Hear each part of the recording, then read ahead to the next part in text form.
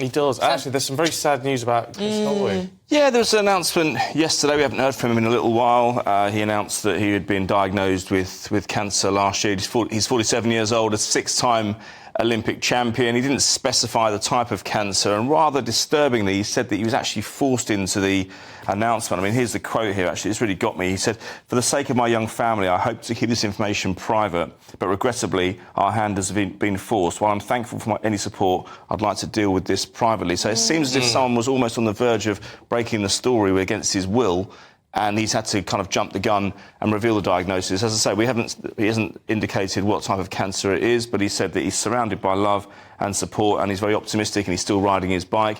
And I mean, look, the list of achievements is almost never-ending. I mean, he won medals across 4 different Olympics, 1 silver medal at Sydney, 1 gold at Athens, 3 golds at Beijing, 2 golds at London 2012, probably most famously because it was the most recently, but the most successful track cyclist of all time as well. And he has a young family, as we mentioned, so very distressing, and we wish him all the very best in his recovery. I mean, his nice fitness, fella. yeah, absolutely. His fitness will obviously go somewhere, but I mean, he started chemo already, so Yes, crossed it all goes. It's a long run. It'll be a long run, but I suppose I don't know if he'll reveal further down the line what type of cancer it was. But at the moment, it's only speculation as to the prognosis. Well, let's hope. Yeah. Well, let's hope he keeps it to himself. Yeah, if that's exactly what he wants to do. You know what? I'm just going to play devil's advocate slightly on that, because I think we've heard it with King Charles recently, by talking out about cancer, it does encourage people. Yeah, I know it wasn't prostate cancer in his case, but it does encourage people to go and get checked. It does. More of an increase, a 50% increase on people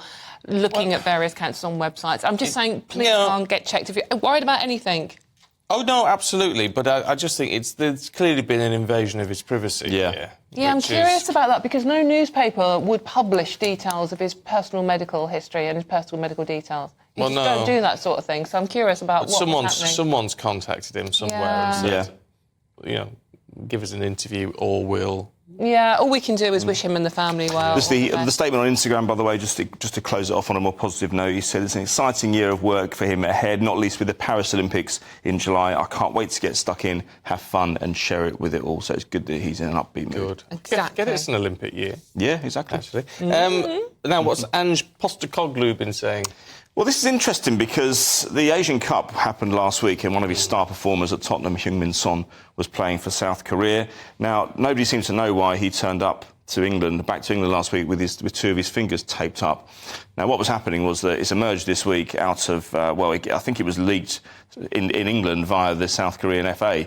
So that's a bit peculiar in itself. But he was unhappy because they were having dinner before the game with his teammates. This is against Jordan in Qatar, for the Asian Cup semi-final. They were expected to win this. They were the favourites. He's 31 years old. It's probably his last chance to get his hand on the trophy. It's very prestigious in that part of the world.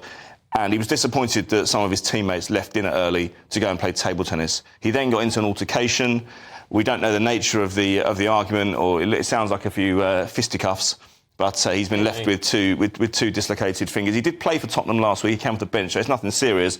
But Ange Postecoglou was asked about it yesterday, and he came out fighting for his man. He said sometimes people are mistaken about Sonny because he's such a positive guy who, whenever you see him smiling, everyone has real affection for him, but he wants to win. He doesn't like standard slipping, and I've seen him do it around here. If something's not right, he will say it. So he's defending his man, because there's lots of intrigue. When it's an international tournament like this as well, the story goes around the world, and you think to yourself, well, what on earth has happened that's meant a player has dislocated his finger and jeopardises his country's chances of winning the trophy, which, of course, they lost quite comfortably in the end to Qatar, which is quite an embarrassing result. They're 64 places below South Korea in the world rankings. But he's expected to be fit today. They play Wolves in the Premier League. Big game for them. And some brilliant games as well elsewhere in the Premier League. Big fixture programme today as well. 8 matches, very rare in the Premier League these days. West Ham in action. Need a win, don't they, Dawn? We do, absolutely. Yeah, we certainly do. Thanks for mentioning that, Aidan. Yeah. Brentford, Liverpool at 12:30. Man City against Chelsea at 5:30 this evening as well. So that's probably the key fixture of the day. But it's very rare in the TV era that we would get 7 matches on a Saturday. It's normally spread out over the period. And 3 o'clock kickoff. Whatever happened to 3 o'clock kickoff on a Saturday? Sorry, old school. I know, Have we got time for a bit of cricket? Yeah, just quick. Absolutely. They're at lunch at the minute. So England have reached 290 for 5, trailing India by 155 with 5 wickets remaining. India 445 all out. out. Ben Duckett was outstanding, 153 knock. All depends on Ben Stokes now. England have left themselves in a little bit of a difficult position. OK, Aidan, we'll catch up with you for the latest a Thank you. bit later on.